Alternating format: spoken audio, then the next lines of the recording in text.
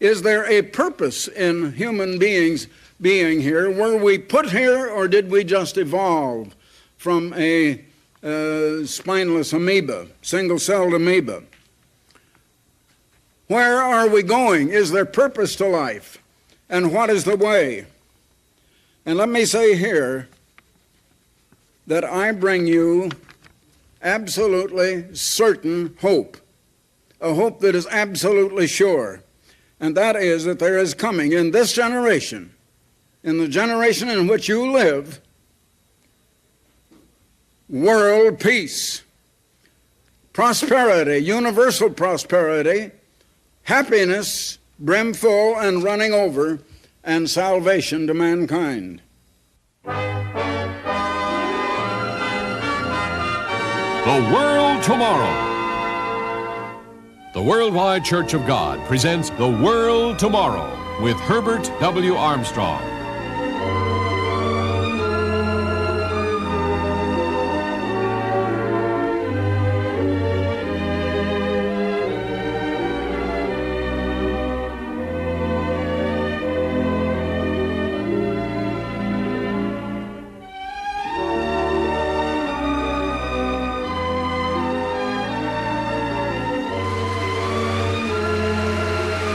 Ladies and gentlemen, Herbert W. Armstrong. All you read in the newspapers, all you hear in newscasts is bad news. You hear of the evils of the world, and it seems that there is nothing good. What was the cause? Is there a devil? And if there is a devil, where did he come from? I'm going to answer all of those things, but to answer, let me say it's a good deal like going into a motion picture show, and you go in about 3/4 of the way along in the movie, and you don't know what went before. You didn't see what led up to what you're seeing near the end, and you can't understand it. It doesn't make sense if you don't know what went before. In order to answer the questions that I put to you that are the most important things in this world to know, I must begin at the beginning. And the beginning is not history, it's prehistory. It's before there was any history. It is before Jesus Christ. Now, I suppose that most people would say that the beginning, if you're going to begin at the beginning in the Bible, would be Genesis 1, verse 1. That's the first verse in all the Bible. In the beginning, God created the heavens and the earth. But that is not the beginning. There is a prehistory considerably, and it might be even millions or billions of years before that, because the number of years, the amount of time, is not revealed at all. And the beginning then is John, the first chapter, and the first 3 verses.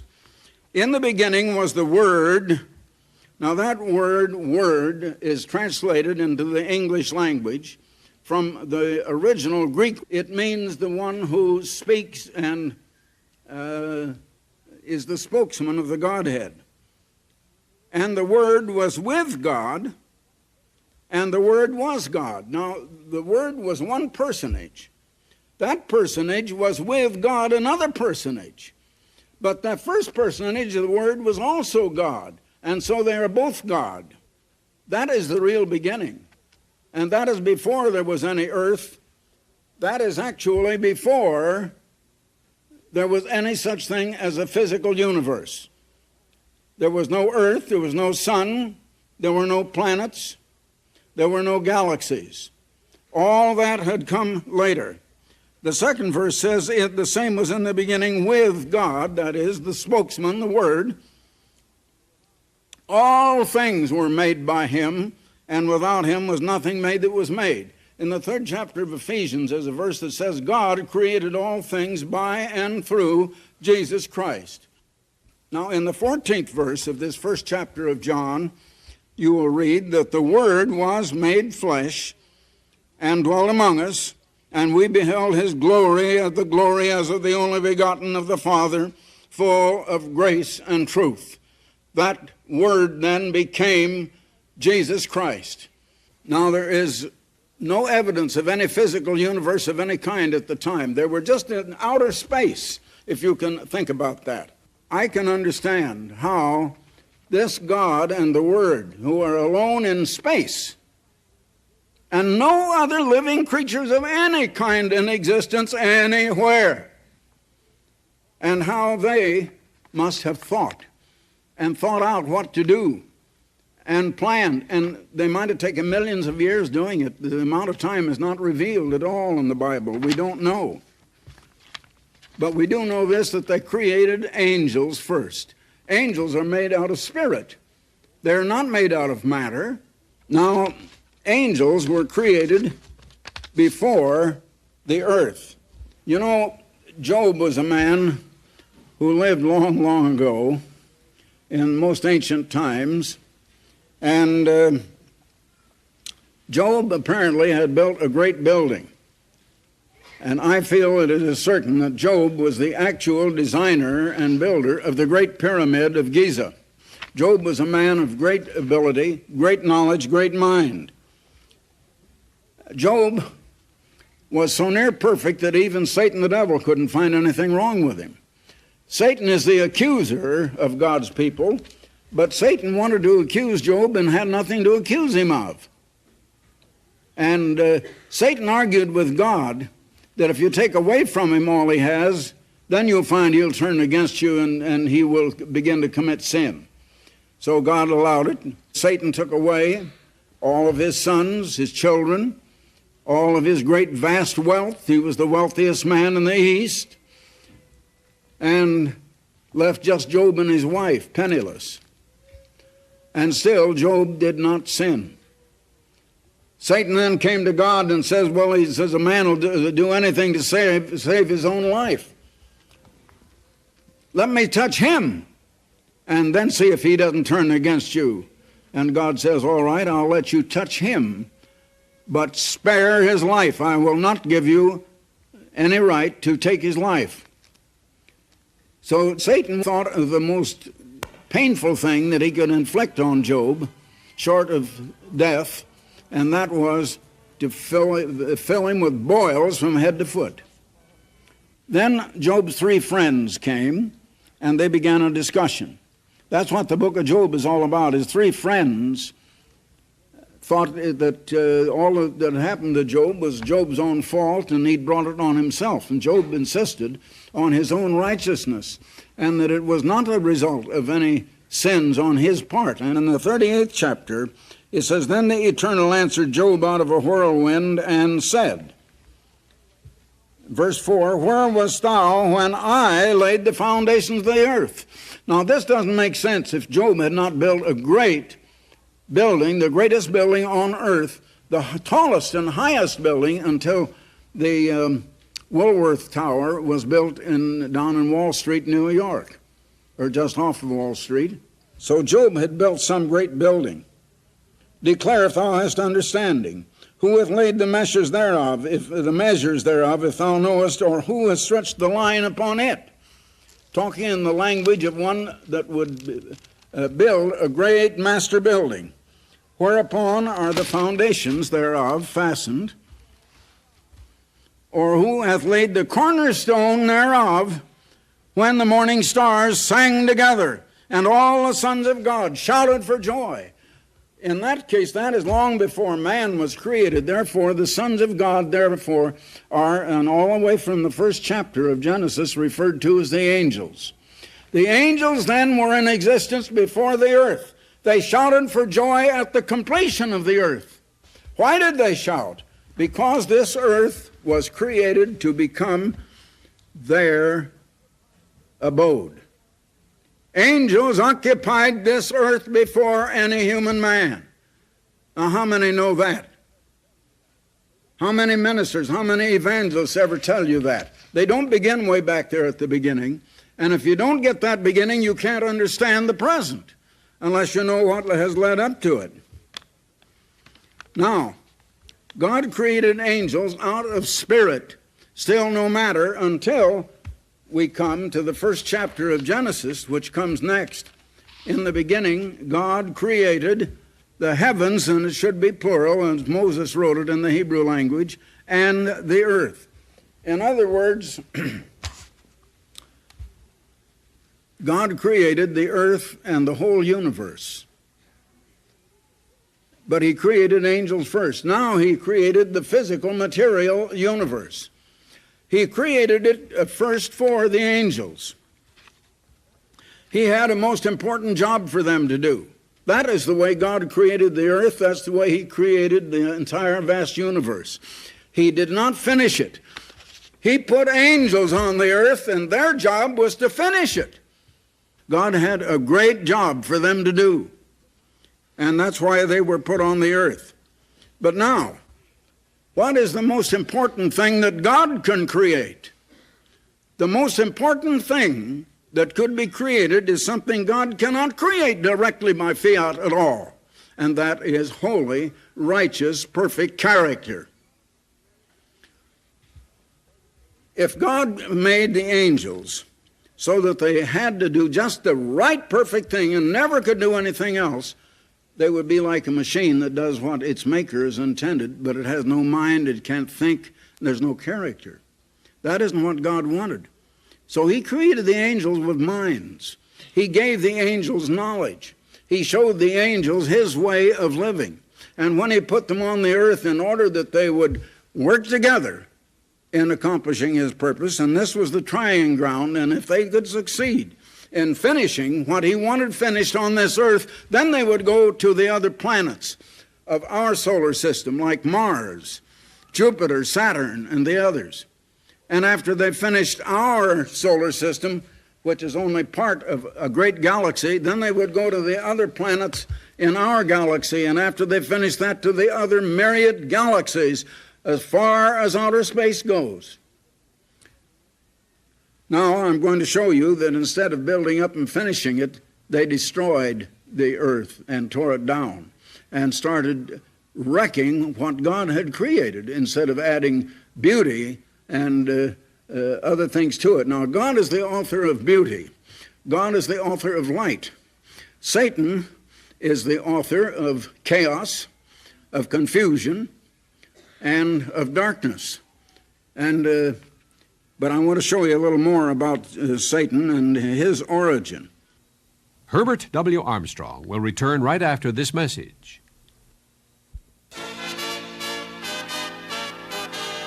You're invited to learn more about these important issues through the pages of Plain Truth. This international journal of understanding comes along every month with a penetrating analysis of world news in the light of Bible prophecy.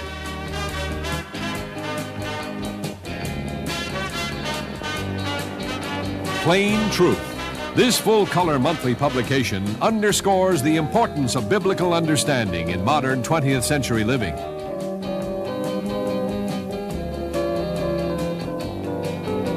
Your subscription is free of charge. There is no cost or obligation. Call this toll-free number, 800-423-4444. That's 800-423-4444. The Plain Truth, a magazine of understanding. God put over those angels a super archangel, the most perfect, the most powerful being that God could create. But remember, I told you the one thing God cannot instantly create without taking away the right of free choice, the right of any character whatsoever, is character, holy, righteous, perfect character. And so God did not create the angels with that. God showed them and taught them the right way, but he did not force them to go the right way. They had to make their own decision, even as you and I, and ultimately the whole world will have to, but most of the world is not called to judgment as yet. Now, in the 14th chapter of Isaiah, you begin reading about the king of Babylon, who was a type of sin on the earth, the ancient King Nebuchadnezzar of Babylon.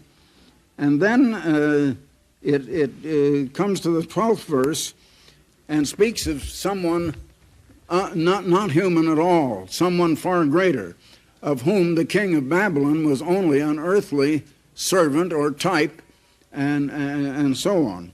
He says here, how art thou fallen from heaven, O Lucifer? That's the great antitype. Just as Nebuchadnezzar was the first ruler of an empire, the ruler over the world, so this is someone that was put as ruler over the whole earth in the time of angels.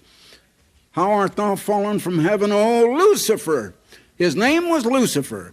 The name Lucifer means shining star of the dawn, a light bringer, a bringer of light and truth.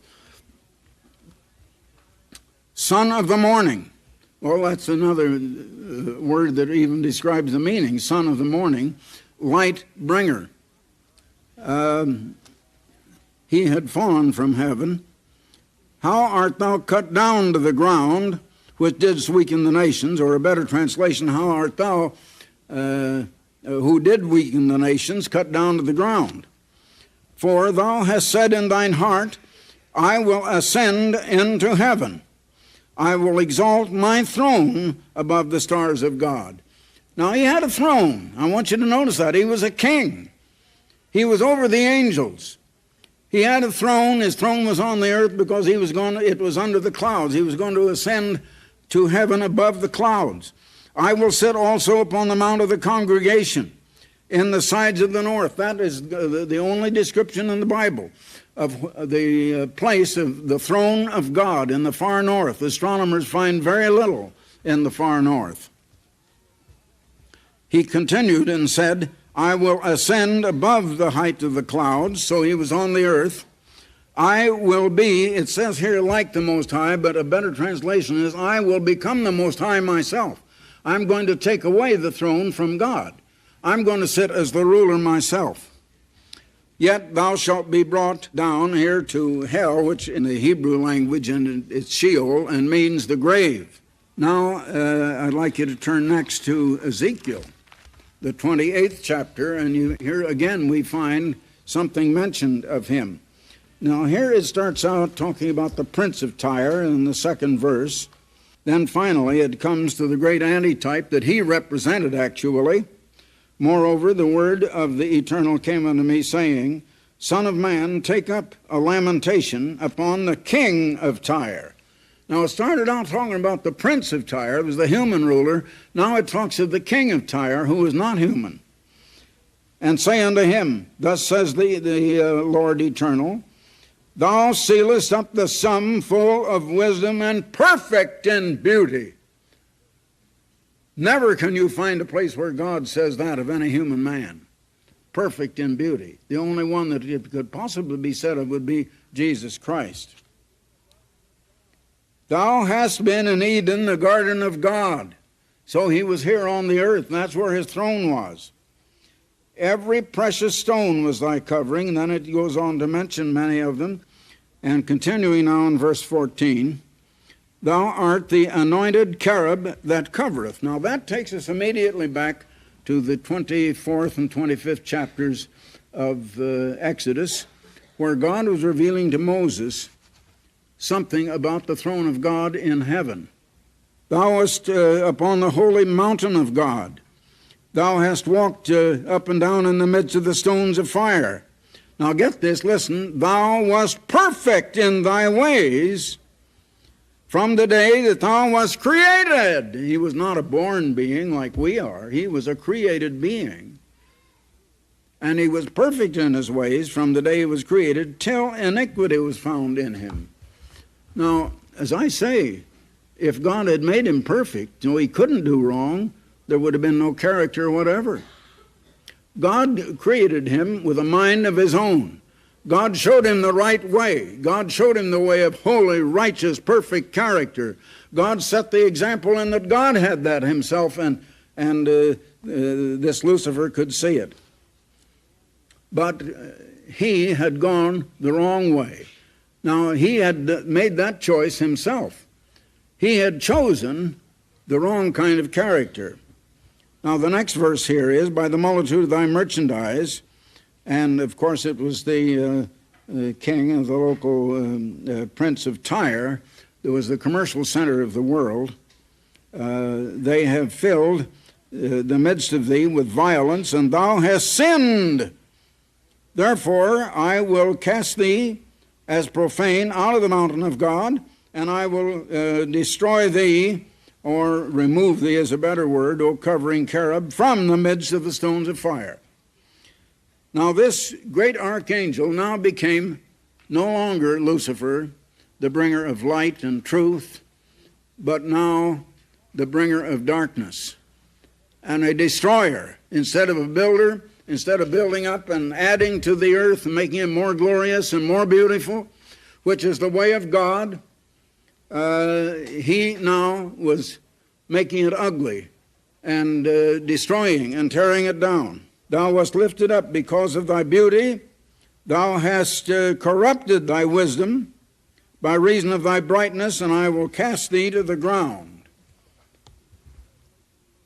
Now, in the 12th chapter of the book of Revelation, you will find where John, in his vision, saw him and a third of the angels falling to the ground from heaven when they had tried to ascend up to heaven. Now, this great Lucifer now had led his angels into a rebellion. That left the earth in the condition that we find described back here in Genesis, the 1st chapter, and beginning with the 2nd verse. And the earth was. That word was, as otherwise the Hebrew word is translated became. Because God didn't create it this way, it came to be this way, without form and void. Now those words that Moses wrote in the Hebrew language were tohu and bohu. It means chaotic, confusion, waste and empty, and it means corruption and degeneration. It is not the way anything could be created, it is the way things become through evil. And so here the earth had come to be in that kind of a condition, and darkness was upon the face of the deep. Now we find that the whole earth was covered with water at that time, and it was all dark. Satan had brought darkness where God had put light. Now the first thing then that the Word did, who later became Christ, was to say, let there be light. But I don't want to get ahead of myself again. Now I'd like to have you turn to the 104th Psalm for just a moment, and the 30th verse, where it says, Thou sendest forth thy Spirit, that is, God sends forth his Spirit. They are created, and God does his creation by the Holy Spirit and through the Word of Christ. In other words, the way God creates, he creates through Christ. Christ is the Word, and he speaks, and it is done. How is it done? The Spirit of God is the power that does it. Now, it says here, Thou sendest forth their Spirit, they are created, and thou renewest the face of the earth. When did God renew the face of the earth? Back in the 1st chapter of Genesis, you find that. Now, after the angels and all of that, we come back to Genesis 1, and we find that the earth had become chaotic and waste and empty, and darkness covered the surface of it. But it was the surface of water, all ocean, no dry land. And the Spirit of God moved upon the waters. Now, I just read to you how God first sends forth his Spirit, and then Christ speaks, and it is done. And God said, now the word for God, let me go back again. In the beginning, God created the heaven and the earth. The word for God there is not the word that means just Christ alone, or God the Father alone. The word is Elohim in the Hebrew language, and it is a uniplural that means God the Father and Jesus, who later became the Son by a human birth. Now, they had been put on the earth, and the earth had come to this state of darkness and chaos and confusion. That is the result of what the angels did instead of adding to it and building up. So the angels had failed in their great purpose. Now, decay is not something created. It is the way something becomes as a result of a better creation. And that's what we found there. That's what was on the earth. Now, here is what I want to show you. At that point, it left only God, the one is called God and the one called the Word at that time. This is before Jesus had been born. So it was just God and the Word, and they were the only two beings in the whole universe now that had holy, righteous character, that because they could not ever commit sin. They could be relied on never to go the wrong way. God wanted billions of people who would finish His great creation. God created man then in His own image, in His likeness, but He created man out of flesh, out of matter. God's purpose now to reproduce Himself, the greatest feat that even God could ever accomplish, and that includes bringing us into righteous and holy and perfect character, required man to be made of physical matter. That's why God had created matter, because He foresaw that. It's like a fail-safe plan. Now, what is the one thing uppermost in the mind of God now? He has human beings on the earth, and the thing uppermost in the mind of God is to restore the government of God and the character of God in humans. Now, until you understand all of that background, you can't understand the truth about mankind, beginning with Adam and coming on up to Christ and from there on. And until you understand these things, you don't know why you were born. You don't know why things are like they are on this earth. You don't know what's ahead and how it's all going to come out finally with Christ coming back as the King of Kings and the Lord of Lords. He is already qualified, and He will come back to take over the reins of government of every nation on earth.